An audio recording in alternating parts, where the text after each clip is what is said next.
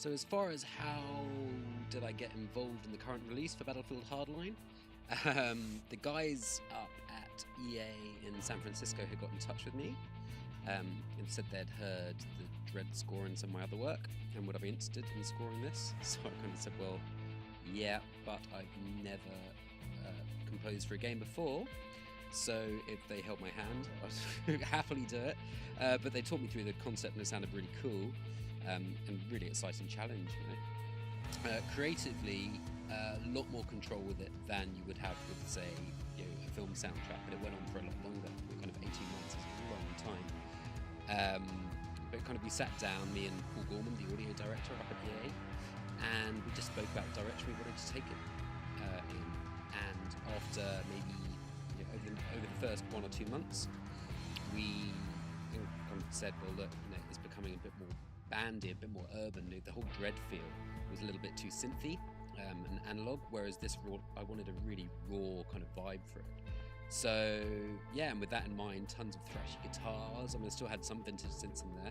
And then yeah, I said, well, how about getting Josh Freese, this incredible drummer who he plays with 9 Inch Nails and Paramore and Devo.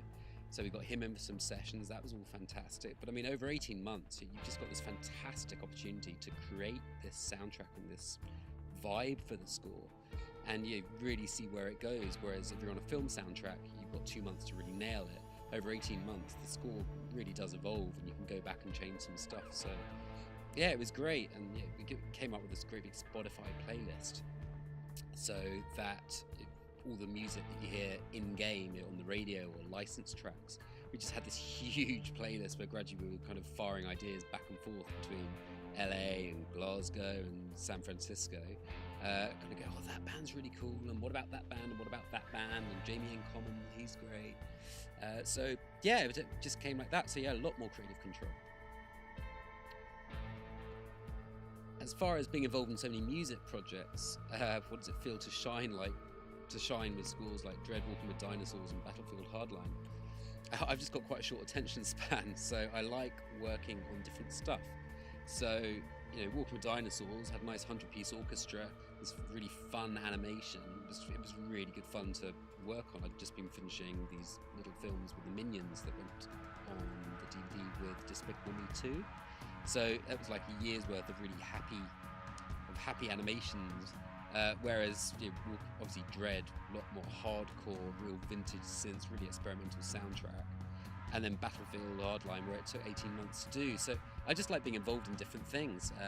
You know, I like working with orchestras, I like working with bands, I like producing bands, I like working with electronica. And for me, it's not one's better than the other. I like blending them all together.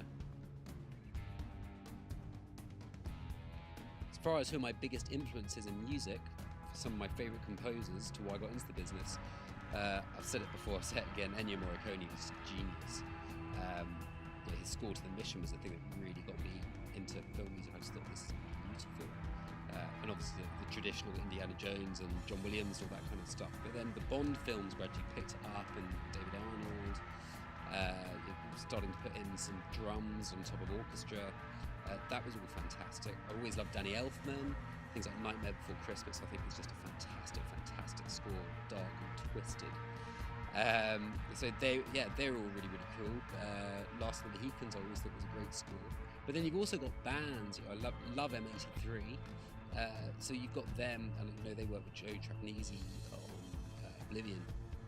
But you know, so you've then got this real crossover. And I remember when I was starting out, yeah, I'd be working with some bands, and these directors would kind of go, oh man, I really like the stuff that you did with those bands. Come and do our film. And then similarly, you go and do a film, and these bands would go, oh, I really like the stuff that you've done with, you know, that film. Can you make us sound cinematic? So the two always just crossed over, and there was this big music scene in Glasgow where there's people like Snow Patrol and Bell and Sebastian and Mogwai.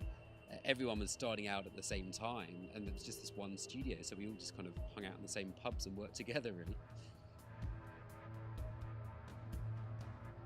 So as far as who I'm listening to at the moment, I haven't really had much of a chance. I'm just finishing up a soundtrack at the moment, but also just about to start another soundtrack. Been listening to Black Rebel Motorcycle Club quite a lot. The OCs I totally love, and the Foo Fighters, simply because I'm trying to listen to some of the guitar sounds at the moment, and those kind of things just absolutely blow me away. So that's yeah, those are the ones for the moment.